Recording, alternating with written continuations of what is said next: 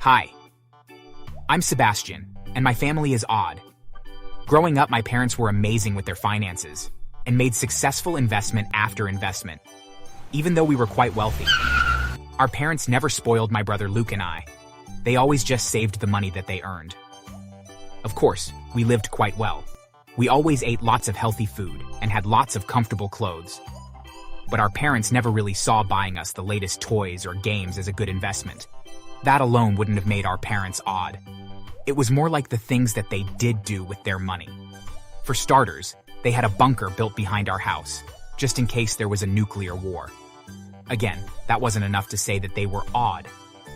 Oh no, inside our house they had some of the strangest art collections. They had medieval armor on some walls. There were collections of door handles on another, and a large collection of spoons on the wall of the family room. There were lots of other quirky little things, but the biggest was that my parents despised banks and only ever kept their fortune in a safe in the house. No one, other than my parents, my brother and I knew about that safe though, and for the most part, it was forgotten about. As my brother and I grew up, he began to take more of an interest in sports and magic tricks. Two things that normally didn't go together all that well, but that was Luke. He just had very fast hands and excelled at things that required physical strength. Myself though, well, I began to read more and started to become an expert with computers. By the time we left high school, my brother had a scholarship to a university to play football, whereas I had to get a part-time job to help pay for my computer science degree. We both knew that our parents could easily afford to pay for our schooling, but they were far too cheap. Years later, though, I started working for a software engineering firm. The pay was okay, and I got to work on some pretty amazing projects, but I didn't have a lot of money. I rented a small apartment and had to take the bus everywhere I went because I couldn't afford to buy a car. My brother, on the other hand, had become an investment expert like our parents. He had luxury cars, a massive mansion, and he always had the most beautiful women with him. I had been saving up to buy a house, and I was rather desperate since it had taken me years to save up, and I figured that if I asked him in just the right way, that maybe he would help me out. Hey, Luke, listen, I have about $35,000 saved up for a house. Do you, think that maybe you could invest it for me? Please, any little bit that you can do to help is appreciated. You're joking, right? No, not at all. Why would I be joking? Because I didn't make my money the way that Mom and Dad have. Sebastian, of all people, I figured that you would understand that I make my money because I'm a thief. I almost laughed as he told me this, but then he pulled out his phone and showed me photos from his many heists. The pictures did give him credibility, but I couldn't get past that this was all just an elaborate prank. But how and when did this happen? Just kind of did. I met someone shortly after graduating college that taught me how to pick locks and how to steal cars, and the rest is history. Are you trying to tell me that you have become rich because you're a thief? Yeah. Kinda makes you regret your boring life, doesn't it? Luke knew that I would never say anything. After all, growing up, he would always pick on me. He was always the stronger one, and I was always the weaker. Even when we became adults, I could never stand up to him. Weeks passed and my parents wanted to invite us over for dinner. My brother showed up in his fancy car and stunning new girlfriend. And I arrived late because the bus was behind schedule. Regardless, our parents invited us in and made us a massive meal.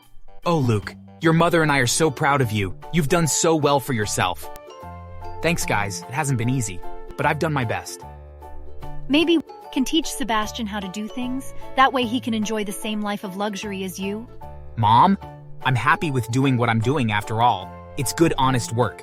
We know, Sebastian. We just want the two of you to be happy. Yeah, besides, there's no way that Sebastian could cut it in my line of work. He was just so smug. If only our parents knew what he actually did for a living, they wouldn't be so proud of him. Not long after that night, though, both of our parents became ill. It came on suddenly, and within a few days, the two of them had passed away. I was shocked as I hadn't been expecting it, but I knew that it would happen one day.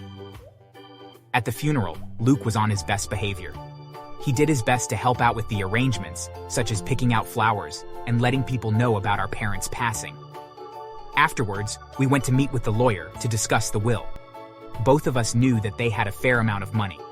While I was grieving their loss, I also knew that it was possible that my parents might have left us both enough money with which to spend the rest of our lives comfortably.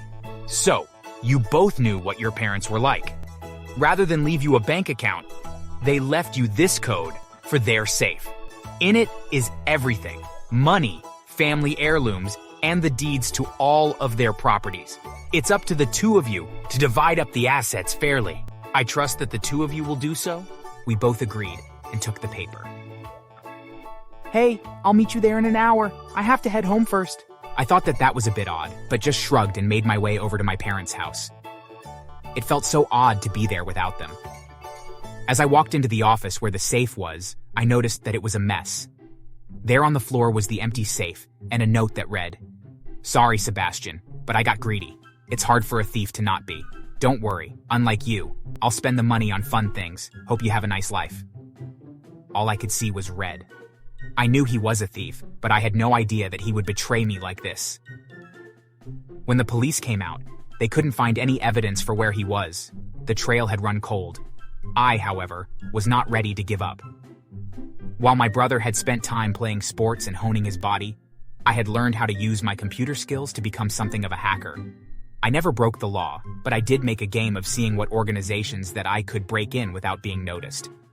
I started off by tracking down my brother's email and found that he had purchased a flight set to leave the country in a few days, and I sent a copy of his flight information anonymously to the police. I then scoured his email and found that he had made a large deposit into a bank account. One that I was able to use a glitch in the system to put a freeze on the account.